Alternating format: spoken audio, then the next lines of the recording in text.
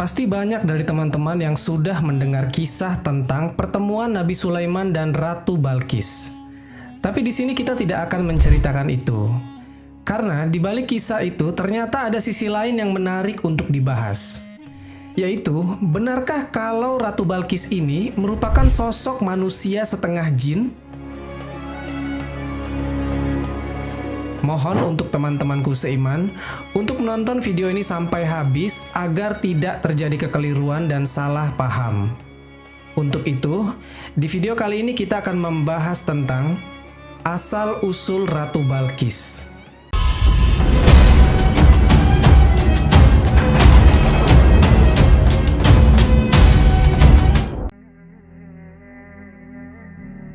Assalamualaikum warahmatullahi wabarakatuh, Sobat Jazirah Ilmu yang dimuliakan Allah. Semoga kita selalu dalam keadaan sehat walafiat. Amin ya Rabbal Alamin.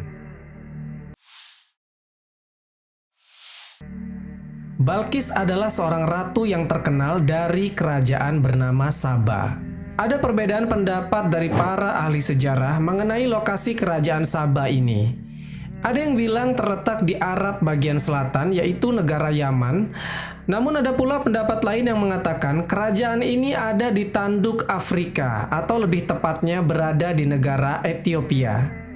Tapi ada juga yang berpendapat lain. Pendapat itu berasal dari Kiai Haji Fahmi Basya. Beliau menyatakan bahwasanya Candi Ratu Boko yang ada di Jogja adalah istananya Ratu Balqis. Tapi pendapat lebih kuat, istana Ratu Balqis terletak di negara Yaman, di wilayah barat laut kota Ma'rib. Karena di sana ditemukan puing-puing bangunan yang diperkirakan para sejarawan, reruntuhan bangunan itu berasal dari tahun 1300-an sebelum Masehi. Dan ini cocok jika dikaitkan dengan waktu masa kejayaan Kerajaan Saba. Lalu kenapa dinamakan Kerajaan Saba? Nama Saba diambil dari nama raja pertama di kerajaan itu, yaitu Saba bin Yasjib bin Ya'rib bin Qahtan. Dikisahkan oleh Imam Zainuddin Abdul Rauf Al-Munawi dalam Faidul Al-Qadir, sebelum Ratu Balqis dilahirkan, ayah dari Ratu Balqis yang ketika itu menjadi raja di kerajaan Saba memiliki satu hobi yang unik, yaitu dia sangat senang dengan aktivitas berburu. Tujuan sang raja berburu bukanlah untuk mencari makanan, namun hanya untuk kesenangan atau hiburan semata. Pada suatu hari, ketika sang raja tengah berburu, ketika berada di tengah hutan, dia merasakan sangat haus. Dari kejauhan dia melihat sebuah tenda, kemudian raja pun mendatanginya. Ia hendak meminta air minum kepada pemilik tenda itu.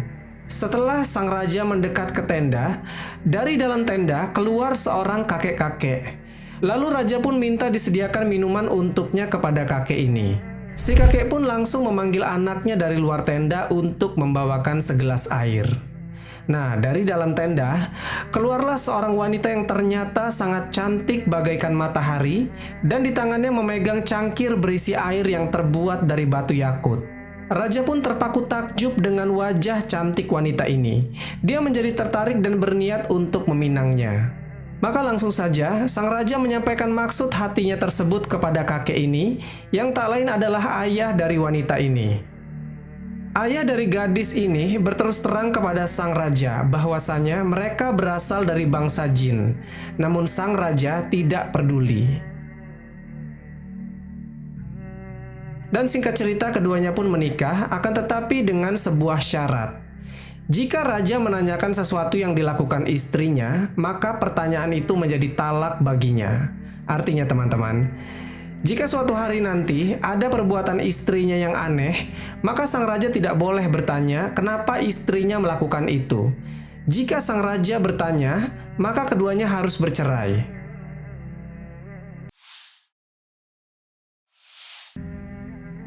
Sobat Jazirah Ilmu yang dimuliakan Allah, setelah keduanya resmi menikah, mereka dikaruniai anak laki-laki. Sang raja senang bukan kepalang mengetahui anak yang lahir berjenis kelamin laki-laki. Tentunya suatu hari anak ini bisa menjadi pewaris tahta ketika sang raja wafat. Namun teman-teman, tanpa sepengetahuan raja, anak laki-laki tadi dibunuh oleh ibunya sendiri. Ketika raja mengetahui hal itu, dia pun menjadi sangat sedih. Di samping itu, dia takut untuk bertanya kepada istrinya tentang alasannya kenapa anak itu dibunuh. Karena jika saja sang raja bertanya tentang alasannya, maka artinya mereka berdua akan bercerai. Pada akhirnya, sang raja hanya bisa diam dan menahan rasa penasarannya itu. Teman-temanku seiman, setelah beberapa tahun kemudian, istrinya hamil dan melahirkan bayi perempuan. Mereka menamakannya dengan Balkis. Dan untungnya, anak mereka yang kedua ini tidak dibunuh lagi. Sang raja pun tampak senang tapi bercampur dengan rasa gelisah. Akhirnya pada suatu hari, raja pun tak bisa menahan rasa penasarannya. Dia mendatangi istrinya dan menanyakan alasannya apa waktu itu anak laki-lakinya dibunuh. Mendengar pertanyaan ini, istrinya menjadi sedih. Karena sesuai dengan perjanjian, apabila suaminya bertanya maka terjadi talak saat itu juga. Dengan perasaan yang bercampur aduk, istrinya berkata, "Inikah balasan darimu? Dulu kubunuh anak laki-laki itu karena membelamu. Sesungguhnya ayahku telah mencuri berita dari langit. Dia mendengar malaikat mengatakan, jika anak itu sudah besar, dia akan membunuhmu. Ayahku juga mencuri berita dari langit tentang anak perempuan ini. Dia mendengar bahwasanya malaikat banyak yang memujinya, dan banyak yang dari mereka yang menggambarkan kerajaannya. Sesuai janjimu waktu itu, ini adalah perpisahan antara diriku dan dirimu." Kemudian istri raja yang dari bangsa jin itu pergi dan tak pernah terlihat lagi.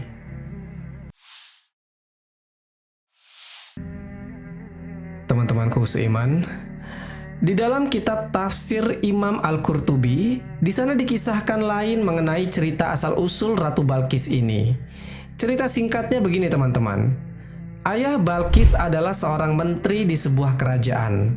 Nah, raja dari kerajaan itu punya kebiasaan buruk, yaitu rajanya suka memaksa istri-istri rakyatnya untuk melayani nafsu sang raja.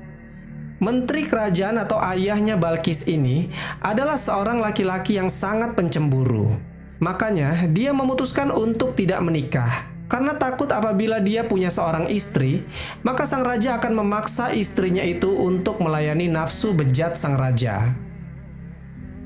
Pada suatu hari, ketika si menteri ini sedang berada dalam sebuah perjalanan, dia tak sengaja bertemu dengan seorang pria yang tidak dikenal. Kemudian pria asing itu bertanya kepada si menteri, "Wahai tuan, apakah engkau memiliki istri?" Kemudian menteri menjawab, "Aku tidak akan menikah selamanya, karena raja di negeri kami suka memaksa istri-istri dari rakyatnya."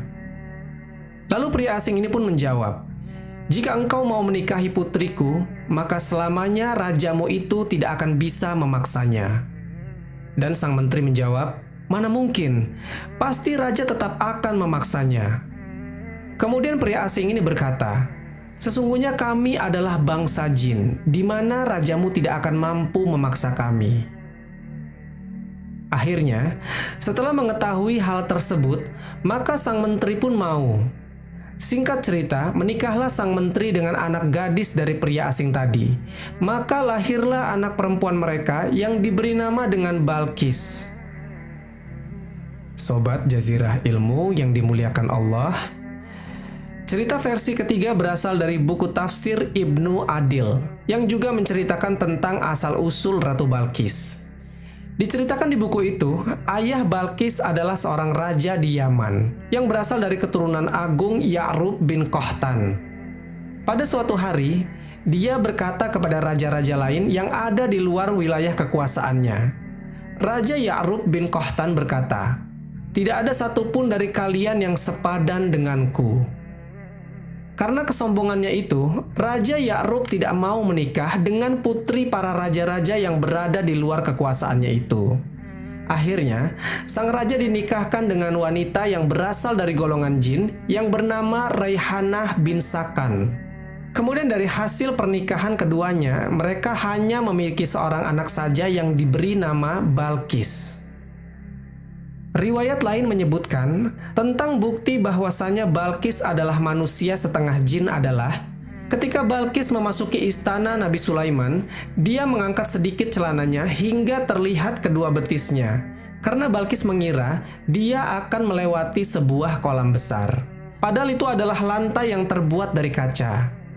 Nah, di peristiwa ini ada seorang ulama yang mengatakan ketika Balkis mengangkat celananya itu, Nabi Sulaiman sempat kaget karena melihat kedua betis dari Ratu Balkis ditumbuhi bulu tak seperti wanita manusia pada umumnya, menandakan bahwasanya dia adalah manusia setengah jin.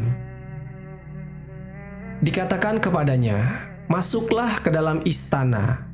Maka tatkala dia melihat lantai istana itu, dikiranya kolam air yang besar, dan disingkapkannya kedua betisnya. Berkatalah Sulaiman, "Sesungguhnya ia adalah istana licin terbuat dari kaca." Berkatalah Balkis, "Ya Tuhanku, sesungguhnya aku telah berbuat zolim terhadap diriku, dan aku berserah diri bersama Sulaiman kepada Allah Tuhan semesta alam." Al-Quran, Surat An-Naml, ayat ke-44. Bahkan ada juga beberapa ahli tafsir beranggapan lantai kaca itu memang sengaja dibuat Sulaiman khusus untuk menyambut Ratu Balkis, sekaligus untuk membuktikan bahwasanya benarkah apa yang dikatakan orang-orang kalau Ratu Kerajaan Saba itu merupakan manusia setengah jin.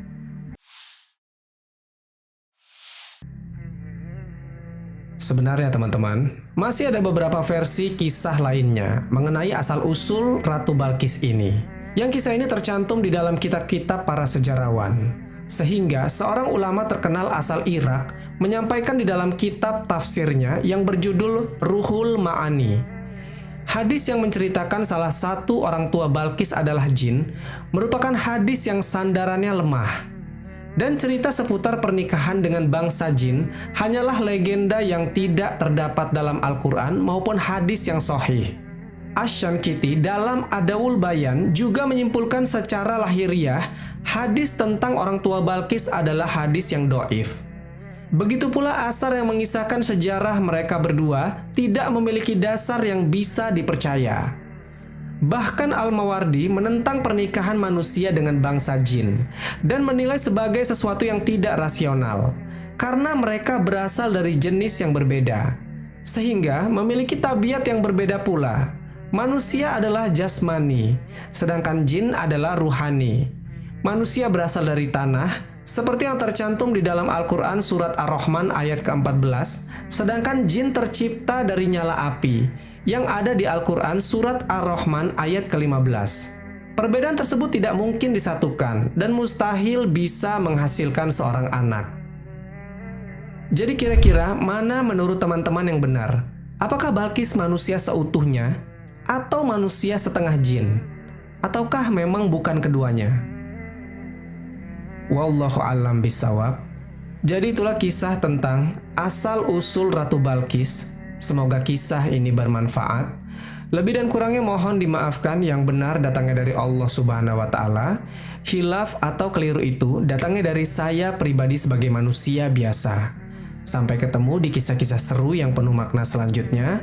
Saya akhiri. Wassalamualaikum warahmatullahi wabarakatuh.